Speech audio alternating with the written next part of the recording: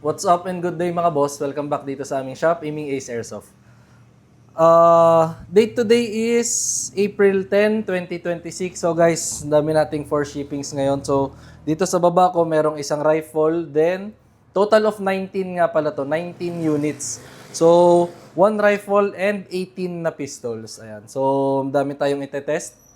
So same lang din, hindi ko na siya makapakita ng matagal or like super detailed kasi guys, sobra tayo magtatagal kapag iano natin. Though itetest naman natin sila. Ayan. So, ayan, proceed na tayo sa rifle. So, first rifle, ENC 645-1 na color black kay Boss Tadex of Sulu. Ito guys, napakalayo ni Bossing, taga Sulu pa. So, ito yung unit ni Bossing. Code nito is ENC 645-1 na black. Then available din to sa gray and dark earth na color. So guys, full metal. Then ito yung Daniel Defense na PDW. Ayan. So adjustable din tong buttstock. Full metal, metal tong handguard, metal tong receiver.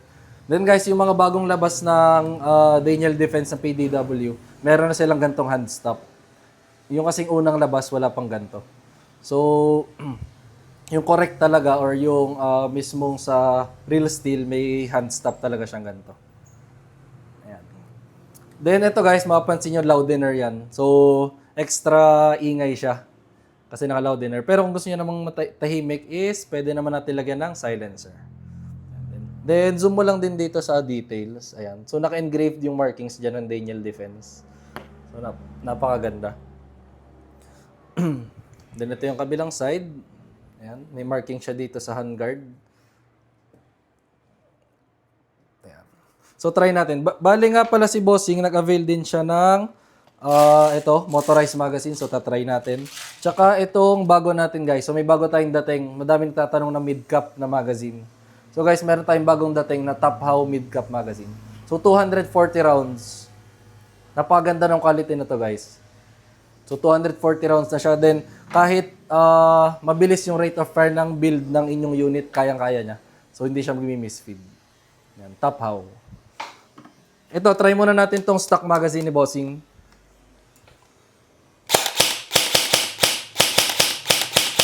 So full auto.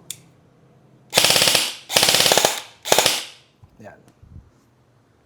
So yung stock magazine. Then try naman natin yung Top How na PMAG or yung mid-cap na magazine. Try natin semi. Full auto.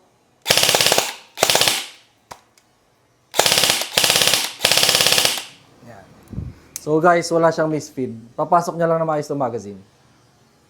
Yan. Tapos, ito naman motorized magazine. So motor mag. Guys, pakituturo ko lang din sa inyo nga pala yung pipindutin. So guys, sa mismong magazine, ito yung pipindutin. So motorized magazine siya, ayan. Para mag-load yung BBs dito sa taas. So pasok muna natin. Ayan. Then pindutin natin. Yung sa ano niya. Para gumana yung motor. Ayan. Pakinig nyo naman siguro. Kapag narinig nyo na yung clicking sound or mas maganda huwag nyo nang paratingin dun sa clicking sound, ibig sabihin okay na nun, madami nang nakaload na BBs. So, ganyan siya.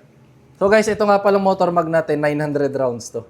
So, napakadami. Equivalent to ng tatlo nung 300 rounder.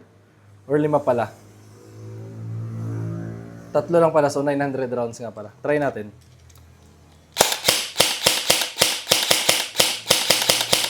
Full auto.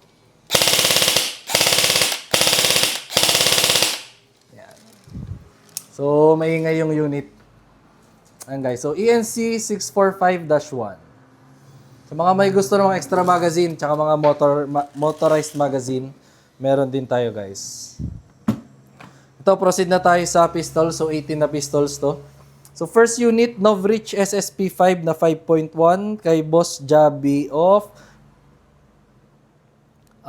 Benguet. Ayan. So, itong kay Bossing is Novritsch SSP5 na 5.1. So guys, ito yung pinaka high-end natin na unit dito sa shop. So available to sa 5.1 yung yung 5.1 is yung haba, and then meron din yung 6.0 yung mas mahaba na konti.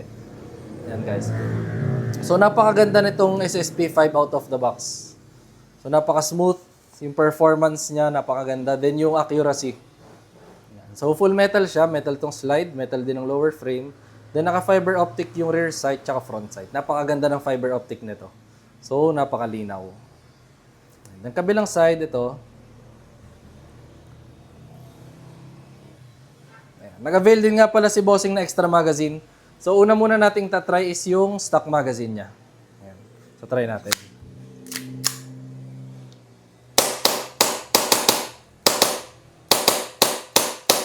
Ayan. Slide lock, meaning wala na siyang BBs. Ayan. So try natin yung extra magazine. Ayan.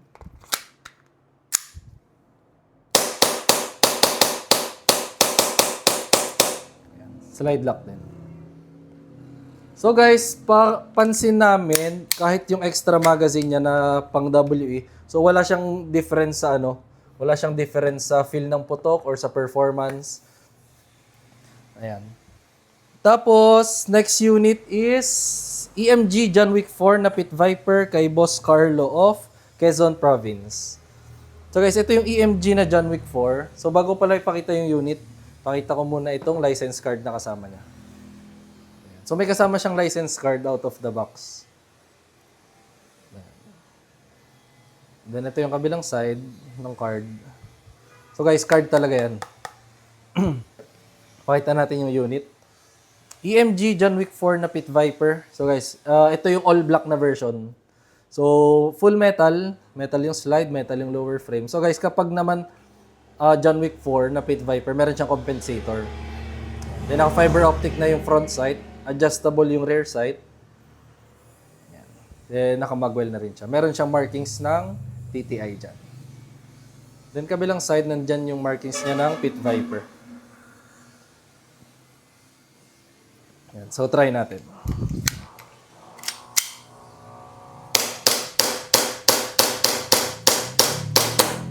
Slide lock.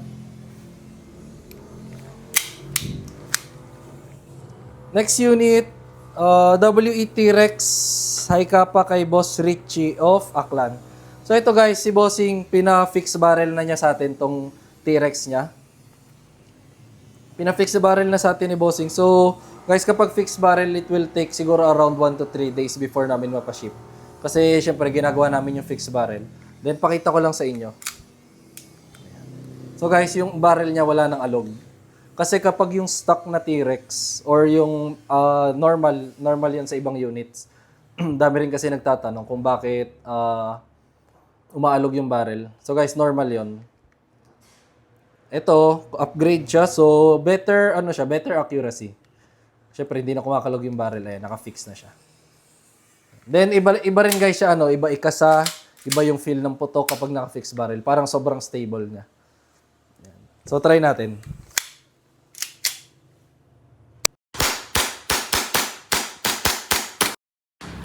Slide lang. And then next unit, WE 1911 MEU na black kay Boss Grant of Palawan.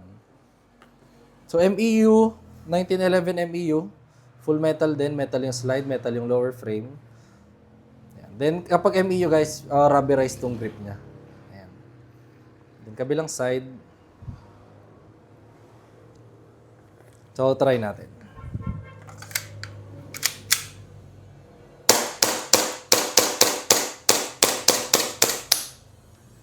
So mahina lang yung gas.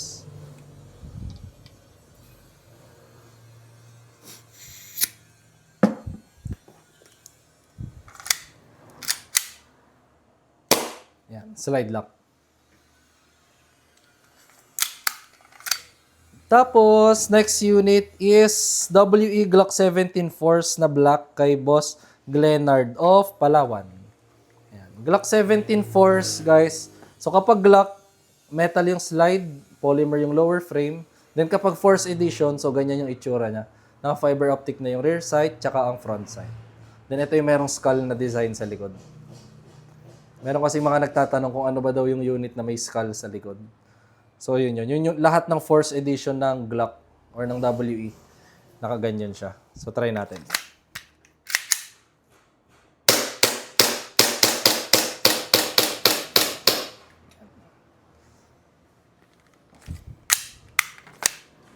The next unit, ito 2 units ang kinuha ni Bossing. So first unit, WE Glock 35 Force na color black. Tapos second unit ni Bossing is WE Glock 18C na color black. Kay Boss Jayalin of Rizal. So Glock 35 Force. Ayan. So Glock 35 guys, mas mahaba lang siya ng konti. Ayan. Then mas malakas din siya compare sa 17 and 18. Then ang Force edition guys, para naka-competition trigger na siya. So, try natin unit ni Bossing. Try muna natin ang semi-auto. Full auto, baba lang tong selector. Yan. Make sure guys na ano lang, burst fire lang or pitik-pitik lang. So, mahina lang yung gas.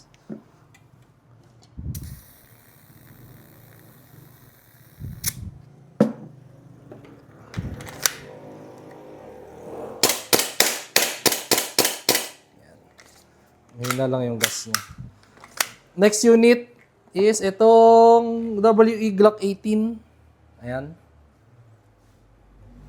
Then guys, meron din tong semi and full auto. Ayan. Kabilang side, ito. So, mga mahilig na simpleng design lang. Ayan. Try din natin ang semi-auto. Full auto, baba lang tong selector. Make sure nakasagad siya. Then burst fire lang. Ayan, slide lock. Next unit, guys, nga pala, laging ibabalik ng semi-auto ang mga Glock 18 or Glock 35. So, next unit, ito. 5 units ang kinuha ni Bossing. So, first, si Bossing is Boss Romel of Agusan del Sur. Ayan. Medyo nalilito na tayo. So, first unit ni Bossing, WE Glock 19X Gen 5. Ayan. So, Glock 19X, guys, ano siya? Pang Glock 19 yung slide niya, then yung grip niya is pang Glock 17 or 18. So, standard size yung grip. Then, kabilang side, try natin.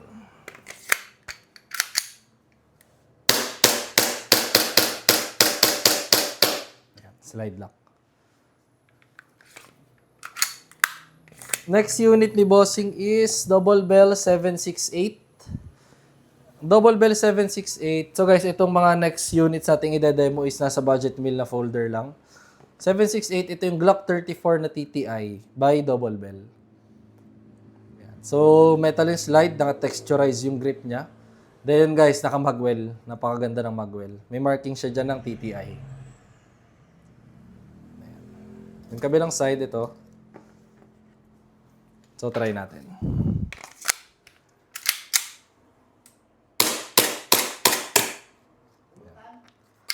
Medyo mahina lang yung gas niya.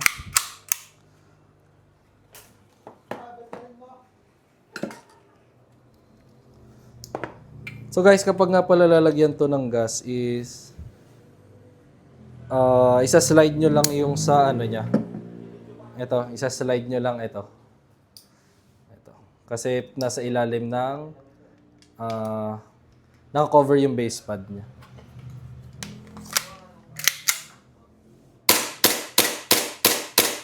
Ayan, slide lock.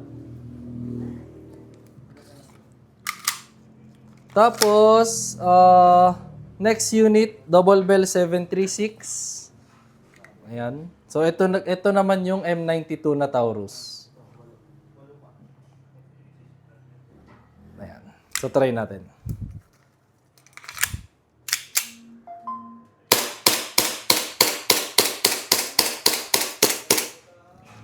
Mahina lang din yung gas.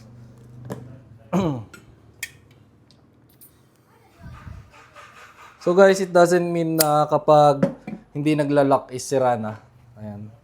So madaming possibilities kasi. Kalimitan mahina lang yung gas.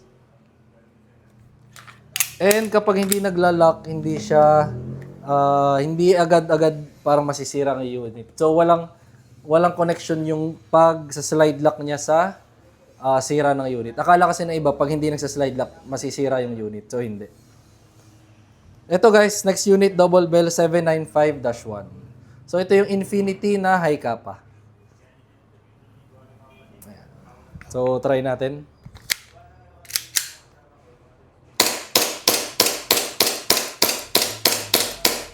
Slide lock. And then, last unit ni Bossing, ENC 2102. Ito naman yung John Wick 3 na Combat Master. Ayan. So, kabilang side, nandyan yung markings niya ng Combat Master. Try natin.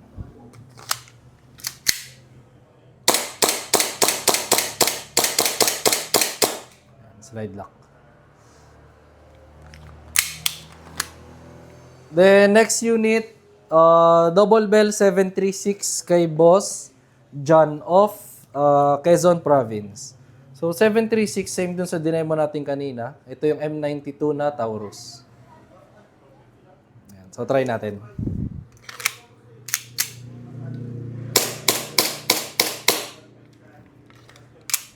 So ulit lang.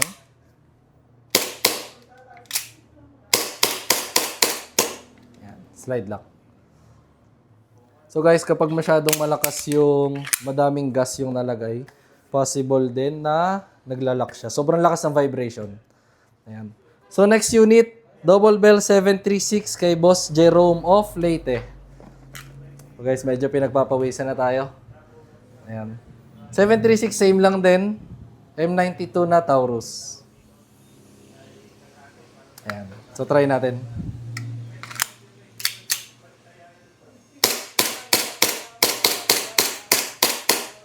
Slide lock. Ito guys, bale last last 4 units.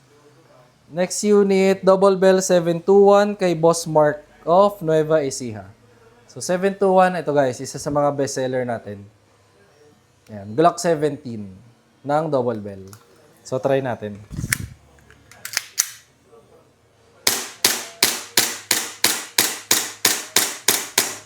Slide lock.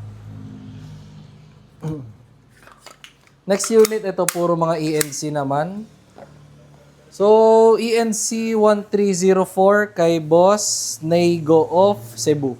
Ayan, 1304, ito yung Glock 19 TTI. So, Glock 19 guys, maliit siya. So, baka pag may hilig kayo sa maliit na unit, so Glock 19. Ayan, try natin.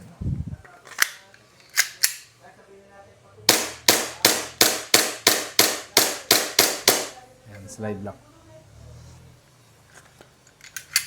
Next unit, ENC 1103 kay Boss Carlos of Metro Manila. So 1103, ito yung Glock 18C. So meron siyang semi and full auto. Try muna natin ang semi-auto. Full auto, baba lang tong selector, then burst fire lang. Slide lock.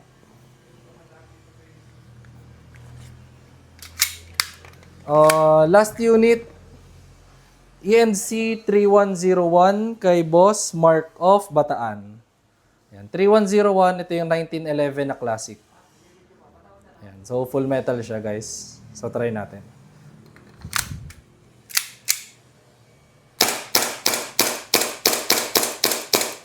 Yan, slide lock. So guys, ang iyang ENC, napakaganda ng markings niya sa mismong unit. So yun, natapos tayo. Guys, ipapak na namin to. Medyo matagal pa rin ipapak. Then maraming salamat nga pala sa patuloy na pagtitiwala sa amin. Ayan. So guys, if may tanong kayo, huwag kayong mahihiyang mag-message sa page. Or if may inquiries kayo, message lang kayo sa aming page, Aiming Ace by CJO. Thank you!